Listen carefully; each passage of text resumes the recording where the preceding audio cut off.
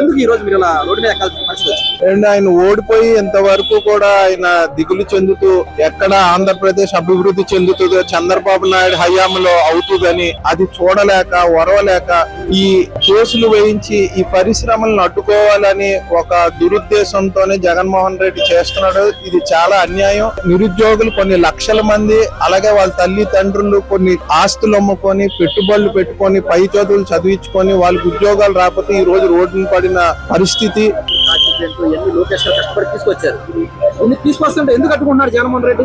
ఆయన చంద్రబాబు నాయుడు మళ్ళీ ఒక హైటెక్ సిటీ ఆంధ్రప్రదేశ్ గా కడితే అది చూడలేక ఇలాంటి దురుద్దేశంతోనే ఎలాగైతే అమరావతి రైతుల్ని మోసగించి అమరావతిని డెవలప్ అవ్వకుండా చేశాడో ఇప్పుడు ఉత్తరాంధ్రలో వైజాగ్ ని కూడా ఇలాగే చేసేసి నిరుద్యోగులందరూ కూడా రోడ్డును పడే విధంగా వాళ్ళ తల్లిదండ్రులు ఉసురులు జగన్మోహన్ రెడ్డికి తగులుతాయి.